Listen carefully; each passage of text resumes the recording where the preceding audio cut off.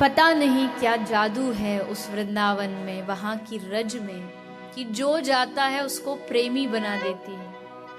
वो वृंदावन की भूमि उसको दीवाना बना देती है।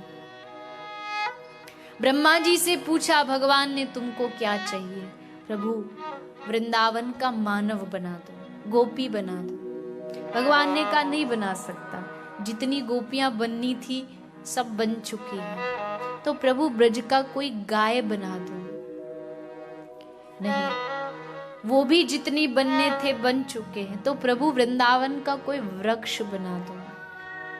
ना ना ना, वृंदावन का वृक्ष बनना भी कोई इतना आसान थोड़ी है। तो प्रभु, मुझे ब्रज का कोई फूल बना दो, और फूल भी नहीं बना सकते तो मुझे ब्रज की गोपियों की चरणों की धूल बना दो। मैं धूल बन के, रज बन करके उन गोपियों के चरणों में पड़ा रहूं। राधा रस सुधा निधिकार श्री प्रबोधानंद सरस्वती लिखते हैं, यो ब्रह्म रुद्र शंकर भीष्म मुख्यै रालक्षितो न सहसा पुरुषस्य तस्य। जिस भगवान को यो ब्रह्म रुद्र शंकर भीष्म आदि प्राप्त नहीं कर पाते, अगर उसको ब्रज की रज मिल जाए, गैयाओं की खुर से उड़ी हुई ब्रज रज उसके माथे पर अगर लग जाए तो उसको माथे की रज पहुंचनी नहीं पड़ती, पहुंचने के लिए गोलोक से स्वयं गोविंद आते हैं। ऐसी कृपा भगवान ब्रज की धरती पर करते हैं। मैं अपने आप को बड़ा भाग्यशाली मानती हूँ। भाग्यशाली नहीं है, क्योंकि भाग्यशाली मतलब भाग्य, किस्मत, और ब्रज का वास किस्मत से नहीं मिलता। ब्रज का वास भाग्य से नहीं मिलता। ब्रज का वास भगवान की कृपा से प्राप्त होता है, या किसी संत की विशेष कृपा हो जाए, एक संत रीझ जाए। कोई ब्रज का एक बाबा जिसकी झोली, जिसकी माला में दिन रात वो हरे कृष्ण हरे कृष्ण हरे कृष्ण जपता है। मैंने पिछली कथा में बताया, मुझे किसी ने एक चित्र भेजा, एक वृंदावन के तटिया स्थान के एक बाबा जिनकी मृत्यु हुई, देह को उन्होंने त्यागा, और कहते हैं कि, कहते नहीं, तस्वीर में दिखाया कि जब उनकी मृत्यु हुई, उनके शरीर को ले जाया जाने लगा, चित्र किसी ने खींचा। उस चित्र में बाबा का हाथ ऐसे है, मृत्यु के बाद उंगली एक ऐसी निकली हुई है और हाथ ऐसे, और यहाँ हृदय पे वो रखा हुआ है। उस चित्र को इसलिए दिखाया गया कि सोचो, इन्होंने जीवन में कितना जप किया होगा, कितना भजन किया होगा कि मृत्यु के बाद भी हाथ की आकृति ऐसी है, जैसे अभी भी मानो उठ खड़े होके माला जप करने लगेंगे, बोलने लगे। हम अपने आप को कितना भी बड़ा भक्त घोषित कर दें, हम अपने आप को कितना भी बड़ा विद्वान घोषित कर दें, लेकिन इन ब्रज के संतों की महानता को कभी हम जान नहीं पाएंगे। क्या है इनके अंदर, क्या शक्ति है, क्या ताकत है,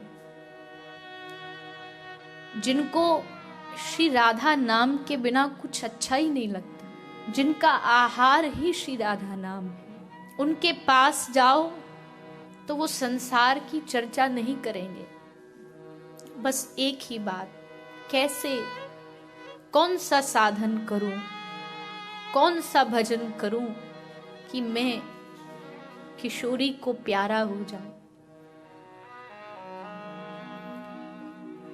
संसार की कोई बात उनके पास शेष बची ही नहीं, बस राधा गोविंद के चरणों में दिन रात लीन रहते हैं। संसार से कोई मतलब नहीं, प्रतिष्ठा से कोई लेना देना नहीं, कौन मुझे जानता है कौन नहीं जानता,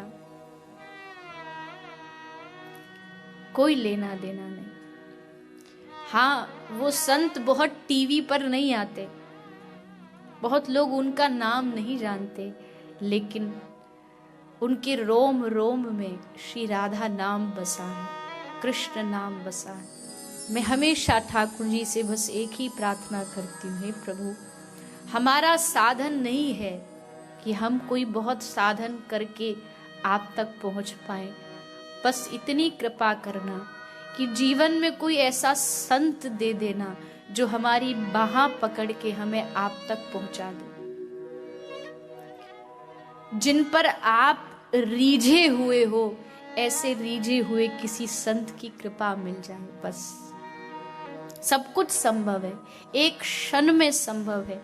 एक बात बार बार शास्त्र कहते हैं, भैया हृदय में समझ लीजिए, जान लीजिए, भगवान अपने पुरुषार्थ से नहीं मिलते। कितना पुरुषार्थ करें, कितना भजन करेंगे? आप अपने दिल से पूछिए, कितना भजन करते हैं, कितना नाम लेते हैं? हमारा पुरुषार्थ कभी वहां तक हमें पहुंचा ही नहीं सकता, लेकिन कोई संत, कोई महापुरुष बाहां पकड़ के एक बार श्री राधा रानी से हमारी मुलाकात करे और कह दे कि राधा रानी ये मेरा ही है, बस एक बार कह दे। फिर राधा रानी नहीं देखती कि गुण है कि अवगुण है, बस पकड़ के उसको अपनी गोद में बिठा लेती। तो कहने का अर्थ सिर्फ इतना है कि वृंदावन की उस भूमि पर धूल बनने के लिए भी जो देवता तैयार हैं, उस ब्रज की महिमा जिसको श्री कृष्ण अपने मुख में माटी धारण करके ब्रजवासियों को दे रहे हैं, उस वृंदावन में ब्रजवासियों का आके निवास हुआ।